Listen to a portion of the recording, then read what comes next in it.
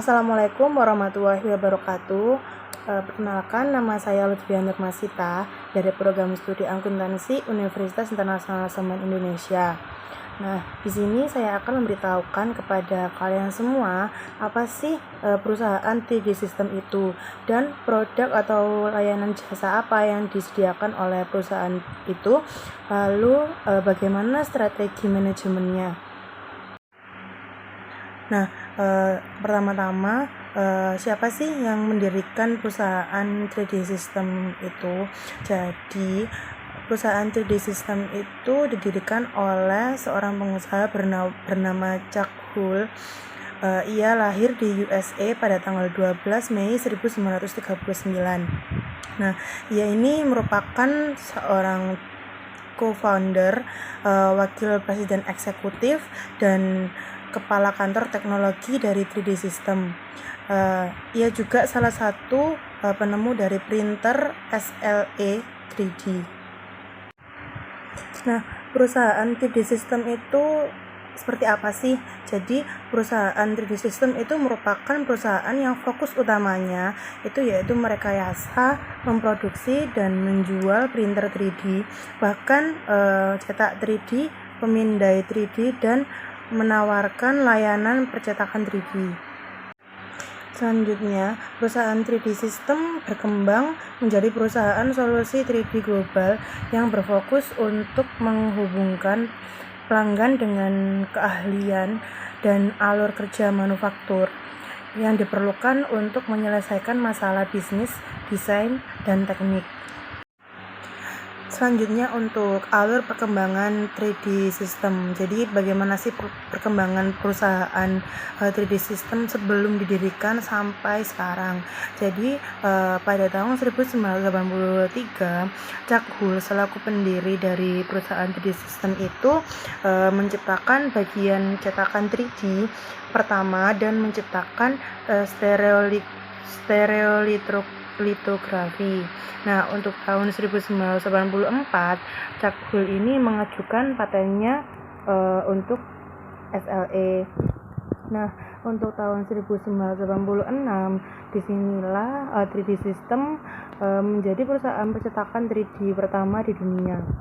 Setelah disetujuinya paten yang diajukan sebelumnya.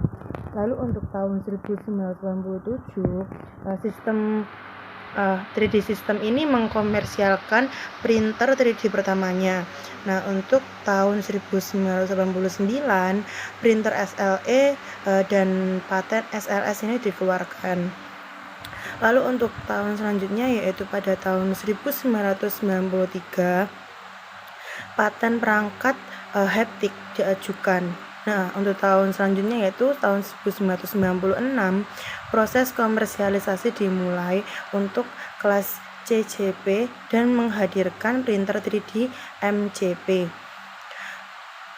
Untuk perkembangan pada tahun 2000 itu 3D System ini merilis simulator beda realitas virtual Symbionix pertama. Nah, untuk tahun 2006, patennya perangkat lunak desain berbasis pemindaian. Untuk tahun 2009, meluncurkan kemampuan manufaktur suku cadang. Untuk tahun selanjutnya, yaitu tahun 2013, 3D System ini menambah DMP ke portofolio. Untuk tahun 2014 dan 2016, ini memperluas portofolio dengan merencanakan PSP dan produk layanan kesehatan 3D. Untuk tahun 2018, 3D System ini menambah pencitraan berbasis proyektor dan industri tingkat pemula ke dalam portofolio printer 3D. Sampai sekarang masih belum ada perkembangan selanjutnya. Yang pasti untuk perusahaan 3D System ini akan melakukan inovasi terbaik untuk meningkatkan kualitas perusahaannya dan produk yang diperjualbelikan. Untuk pada tahun 2014, tepatnya pada bulan Januari, diumumkan bahwa 3D System ini telah mengakuisisi perusahaan koleksi yang berbasis di Burbank, CA, Gentle Giant Ltd. Gentle Giant Ltd ini mendesain, mengembangkan dan memproduksi representasi karakter 3 dimensi dari berbagai properti waralaba dengan pengenalan nama di seluruh dunia, termasuk Star Wars, The Matrix, Harry Potter, The Simpsons, Hellboy Animated, Disney Dragonkind, dan masih banyak lagi. Sedangkan pada bulan Juli 2014, 3D System ini mengumumkan akuisisi Israel pencitraan medis perusahaan Symbionix untuk 120 juta US dollar. Pada bulan September pada tahun yang sama, 3D System ini juga mengakuisisi perusahaan Belgia Layerwise, yang mana perusahaan ini penyedia layanan utama di bidang pencetakan dan manufaktur 3D logam langsung. Perusahaan ini juga merupakan spin-off dari University of Leuven. Selanjutnya untuk pada tahun 2015, 3D System ini mengumumkan bahwa mereka mengakuisisi perusahaan Easyway Group di China dan menciptakan 3D System di China. Easyway ini juga merupakan perusahaan penyedia layanan dan penjualan percetakan 3D di Tiongkok dengan operasi utama di Shanghai, Wuxi, Beijing, Guangdong, dan Chongqing. Lalu untuk pada Oktober 2015, Ray Sental mengundurkan diri sebagai presiden dan CEO 3D System untuk sementara digantikan oleh Chief Legal Officer perusahaan, yaitu Andrew Johnson. Nah, untuk produk dari perusahaan 3D System ini ada beberapa, yaitu yang pertama printer 3D-nya sendiri, lalu yang kedua sistem stereolitografi atau SLE, lalu yang ketiga ada sistem sintering laser selektif atau SLS, yang keempat ada sistem percetakan logam langsung atau DLP, lalu yang kelima ada sistem pemodelan deposisi fuse atau FDM. Untuk jasa atau layanan, yang pertama ada layanan SLE, SLS, DMP, FDM, dan CNC.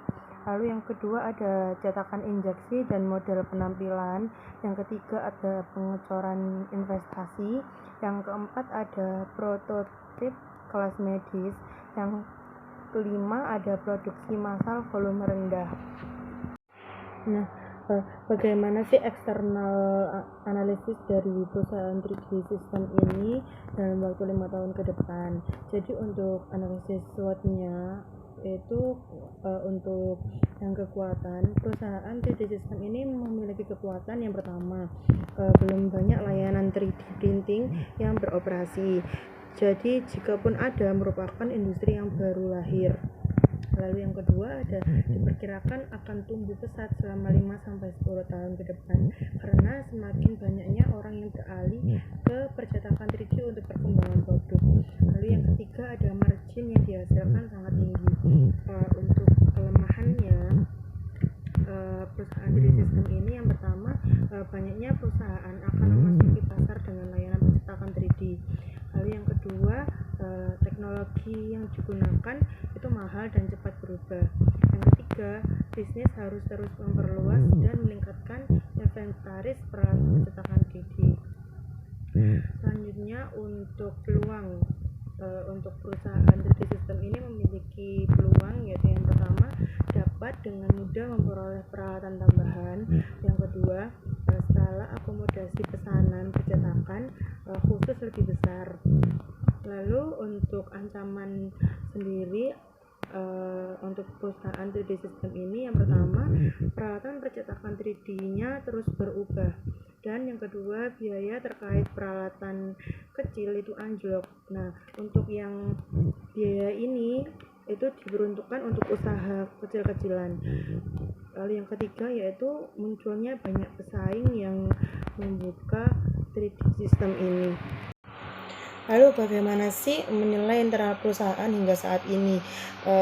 Jadi menurut saya itu internal dari perusahaan 3D System ini menggunakan sistem perusahaan bisnis dan profesional TI. atau IT yang harus mengembangkan kerangka kerja untuk mengevaluasi dampaknya dan menggunakan sistem ERP system.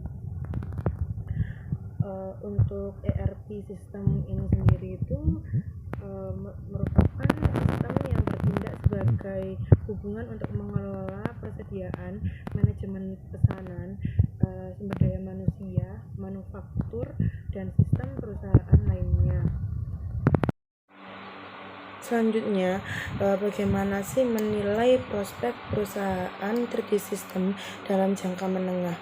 Jadi, menurut saya, perusahaan 3D System ini dalam jangka menengah masih bisa bertahan dengan baik karena masih banyak peminat atau pelanggan yang membutuhkan produk atau jasa 3D printing ini dan lainnya.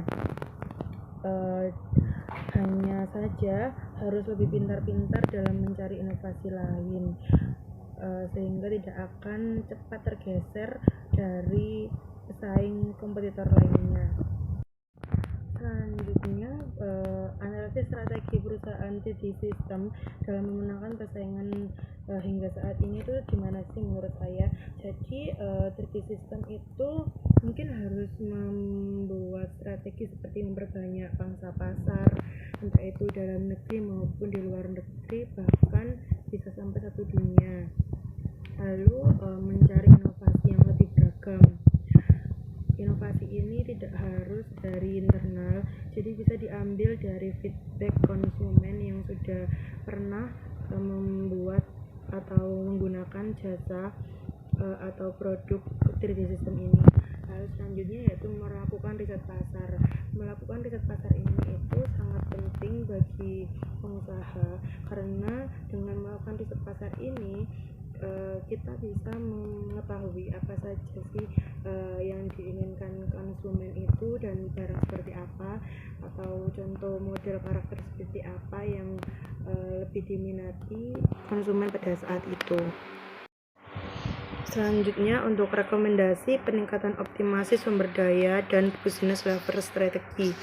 Jadi menurut saya 3D System ini bisa melakukan kerjasama dengan perusahaan lain, entah itu perusahaan yang sama bidangnya atau perusahaan yang bisa menyokong perusahaan 3D System agar lebih baik lagi. Nah, agar bisa memperluas pasar hingga di seluruh dunia. Strategi yang saya rekomendasikan yaitu dengan menjalin kerjasama dengan produk-produk HP atau yang lain. Untuk produk HP ini bukan HP yang saya pegang ini ya. Jadi untuk produk HP di sini itu merupakan suatu brand HP. Jadi mungkin bisa berkolaborasi karena seperti yang saya tahu itu untuk HP sendiri ini memiliki rencana untuk membuat usaha dengan model 3D percetakan seperti ini di bulan Juli nanti. Yang kedua yaitu menyediakan promo-promo yang menarik agar bisa meminat para konsumen. Lalu yang ketiga, melakukan promosi ke seluruh dunia agar menggait mitra bisnis di seluruh dunia.